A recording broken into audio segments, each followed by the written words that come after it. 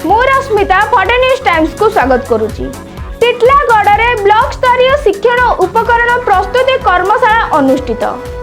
जामपड़ा उच्च प्राथमिक विद्यालय रे टिटलागढ़ गोष्ठी साधन केंद्र संयोजक श्री अभिराम माझी द्वारा गोष्ठी स्तरीय शिक्षण उपकरण प्रस्तुति कर्मशाला अनुष्ठित होइथिला।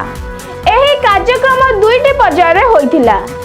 उक्त कार्यक्रम रे खोलान ग्राम पंचायत सरपंच श्रीयुक्त नरेश अग्रवाल मुख्य अतिथि एवं अतिरिक्त गोष्ठी शिक्षा अधिकारी तथा गोष्ठी साधन केंद्र संयोजक श्रीयुक्त अभिराम माझी और अतिरिक्त गोष्ठी शिक्षा अधिकारी श्रीयुक्त कोदंडधर भोई सम्मानित अतिथि भाव में जोग देइथिले।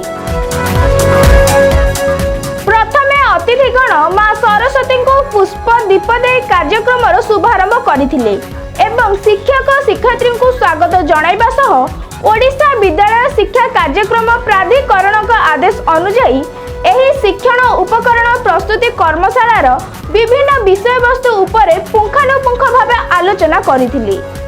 मौलिक साक्षरता और संख्या ज्ञान हासिल करिबा पई शिक्षकों भूमिका एवं निर्धारित समय सीमा भितरे संपूर्ण भाव में सफलता किपरि कराजिबो से दिग प्रति दृष्टि आकर्षण करिथिले।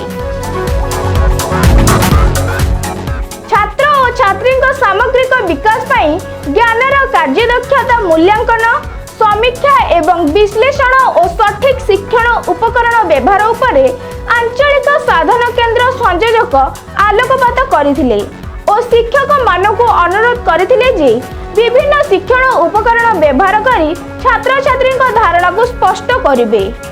जामपड़ा उच्च प्राथमिक विद्यालय प्रधान शिक्षक विश्वनाथ मिश्र समस्त क्लस्टर जोग देथिबा सहकारी शिक्षक एवं शिक्षयित्री उपस्थित थिले।